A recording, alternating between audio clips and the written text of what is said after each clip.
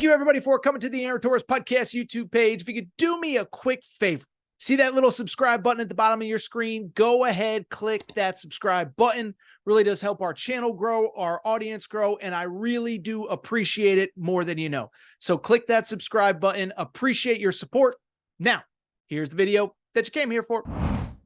In January of this year, Michigan really didn't play the NIL game the way that most of college football plays the NIL game.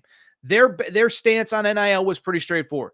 We have money. We're willing to spend it. We just don't spend it on guys that have never played for us before. We're not in the business of buying high school recruits, but instead we're going to focus on the guys in the program, J.J. McCarthy, Blake Corum, whatever. Why do I bring it up? It's easy to get on your high horse about NIL, and this is how we do it, and we don't pay recruits, blah, blah, blah, until you have a season like Michigan has had this year. And we don't need to go through it. We don't need to talk about every single thing that's going on at Michigan, but it was so obvious that Michigan, they're actually not a terrible team across the board. They got skill position talent. The O-line's still okay. The defense is still good. Look what they did in Indiana a few weeks ago. Indiana came in scoring 40-plus points a game. They hold them to 20, but the quarterback play has been so bad, and there was really no answer going forward. Jack Tuttle has to medically retire. Alex Orji isn't a long-term player at the, he isn't an answer at the quarterback position. Unfortunately, they were hoping he would be. And transparently, Davis Warren is a former walk-on that simply isn't getting the job done. And so they're pretty good everywhere else, but the quarterback is not the answer. And what I think that I have noticed is that in college football now, the stakes are so high and everything happens so quick, okay? And so these coaches now are seeing scenarios where it's like, I can't screw around. I can't wait. I have to move quick because I can't go into next year, even if it's only year 2 for Sharon Moore. I can't go into next year without an answer at quarterback. I don't care if it's through the transfer portal. I don't care if it's through NIL. I don't care if it's through the high school ranks, whatever. But we've seen this a few times now. Nebraska, at this time last year, they're coming off a 5-7 season. Now they're 5-5 now. We'll see how much it mattered, but they needed a quarterback. Matt Rule could not go into year 2 without an answer at quarterback. He does the famous press conference where they're asking him about transfers. He says, listen, you understand a transfer quarterback's going to cost $1 million. And I think that was kind of the Nebraska hint of, hey, we got to start, raising the money that we need. He gets Dylan Raiola. I still go back to a few years ago. Do you remember a few years ago when Steve Sarkisian, 5-7 in year 1, he can't go into year 2 with Hudson Card at quarterback or whoever else they had. So Quinn Ewers enters the portal. He gets Quinn Ewers. The second Quinn Ewers entered the portal, I said, it's over. That's who he's going to. Quinn Ewers is going to Texas. They need an answer. They can't go into year 2. So I bring it up because Michigan needed an answer, and what became obvious over the past probably 5 or 6 weeks is that they were finally willing to play the NIL game. They were finally willing to play the NIL game. They were finally willing to commit the resources necessary to get this kid to talk or to get this kid to re-engage. And transparently, like, on the one hand, I'm surprised. On the other hand, I'm not. Listen, this kid's a Michigan kid. I think if this was a pre-NIL era, he probably maybe would have committed to Michigan out of high school. But LSU obviously was offering something, and there's nothing wrong with that. It's not against the rules. It's not against the law. It's not against anything. But my hunch is LSU came in with a sweet NIL package, and he just said, listen, I have to reconsider. Well, Michigan now is like, listen, we'll play the NIL game. What do you want? What are they paying you? We'll be able to match it. We're happy. What do you need to do? What do you need from us? All that good stuff. And then we saw the second report a few weeks ago where they now up their offer to closer to $10 million over 4 years, which is obviously about $2 million a year. And so we can say, do we like this? Do we not like this? College football, is this bad? Is this whatever? But this is the world of college football. We've talked about it for years. There's so much money flowing into this sport. It's hard for me to complain about players getting any of it. And yes, I know this isn't the way anyone intended NIL, but we all knew this was going to be how NIL was. I go back to 5-6 years ago. I remember doing a sit down with a very prominent media member. I won't mention his name because I love the guy to death. Okay. But he said this was the pre-NIL era, and he just kept saying, just pay players, just pay players, just pay players. Who cares? Whatever, figure it out. And I'm like, You understand once we open those floodgates, it's going to get crazy. And he's like, how crazy could it get? I'm like, you mean to tell me if Texas or Texas A&M or whomever, if there's a quarterback out there or a player out there that they think can change their program, that they're not going to do it? Because they obviously would. And so this is where we are with NIL. Michigan put together the resources, they pulled the resources, and now they officially have their quarterback because, of course, Bryce Underwood flipped just moments ago. By the way, it's a big deal when Adam Schefter broke the story, okay? With respect to all the great college football reporters, when Adam Schefter is involved, this is getting done at the highest levels, highest boosters. I know Michigan, Adam Schefter is a Michigan alum, but Bryce Underwood, I'm sure, is working with one of the bigger agencies in all of football, and Michigan gets their guy. And so what does this mean for Michigan? Okay. So let's talk about it from the Michigan perspective, because to me, this is freaking huge. Okay. Listen, I'm saying it, and maybe it's unpopular, and I see the comment section is humming. We'll get to some of your comments here in just a minute. But to me, when I look at this, when I look at what this means for Michigan, it changes everything with Sharon Moore. Listen, I'll be honest, and maybe y'all are going to get mad at me.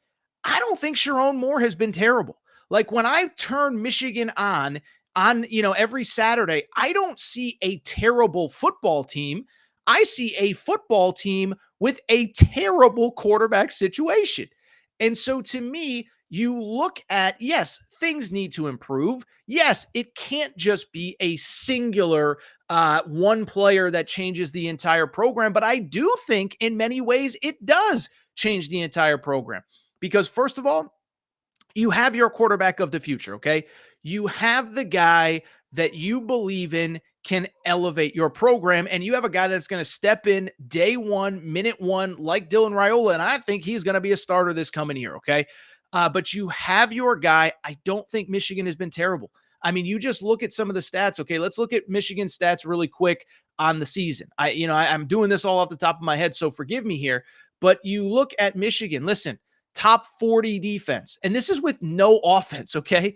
Top 40 defense. And, a defense that's given up about 22, 23 points per game. The problem is they can't move the football. The problem is they are currently ranked, as we speak, 129th in total offense. And so to me, it's hard to gauge or evaluate how good or not good Michigan is because they don't have a quarterback. So now you have the quarterback. I think what's especially interesting, I don't think this is the last big name that Michigan signs in this cycle that is part of this recruiting class, thanks to Bryce Underwood. Bryce Underwood is done. He's in the bag. He's going to commit and sign in early December. And I don't think they make this move unless they're 100% positive, unless this is going to happen. And again, when it started to leak 3-4 weeks ago, it's funny. Let me even backtrack. I had so many people reach out to me and just say, Torres, is this true? Torres, what do you think? Torres, do you believe it'll happen? And what I kept saying consistently was this, is I said, if there was 0% chance it would happen, we wouldn't have these rumors out there. Okay. If there was 0% chance it would happen, we wouldn't be taught, like the reports wouldn't be out there. So the fact that they were out there, the fact that they didn't go away, I think the fact, by the way, that the fact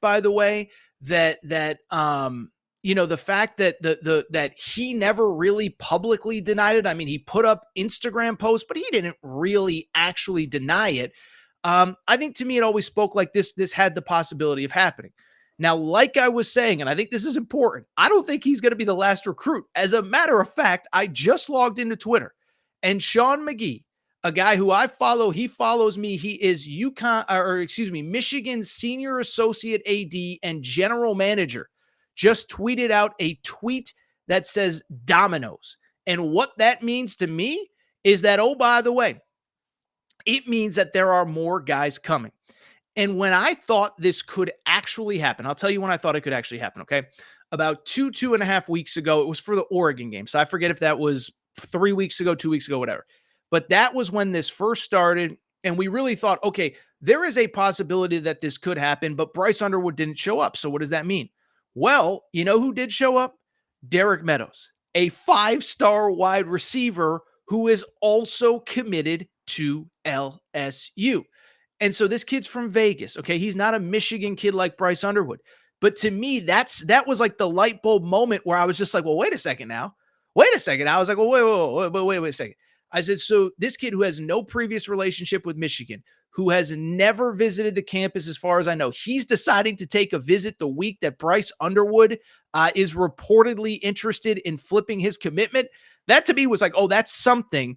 And now you got to start to wonder if a kid like Derek Meadows is going to be in play. You got to start to wonder if other players across the country that maybe weren't considering Michigan now at least have to think about it. The recruiting class that Brian Kelly, put together. And we're going to talk about the LSU perspective here in just a minute.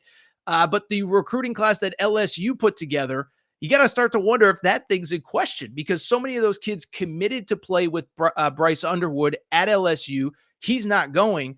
And again, is it Derek Meadows? Are there other guys? And to me, we talked about it. It's funny. If you're listening on podcasts, you're going to listen to the Julian Lewis segment in a minute that I did earlier in the day. But I bring it up because we talked about Julian Lewis. He commits to Colorado. Now he becomes Colorado's best recruiter. Well, guess what? Now Sherrone Moore has his best recruiter in Bryce Underwood. And so again, who could possibly come? I don't know. But when your general manager just tweets out dominoes, you know things are going well. So Bryce Underwood is officially committed to Michigan. It is a stunner. I don't know what else there is to add. Now, what I want to do, this is what we're going to do. We're going to take a quick break. We're going to come back. When we come back, what I want to do is I want to talk about the LSU perspective, because this is bad for LSU. And I think, listen, I'm not saying it's the end for Brian Kelly, because that contract is way too big. Scott Woodward is attached to him. But this speaks to the fact that, it ain't pretty on the Bayou right now. So what we're going to do, we're going to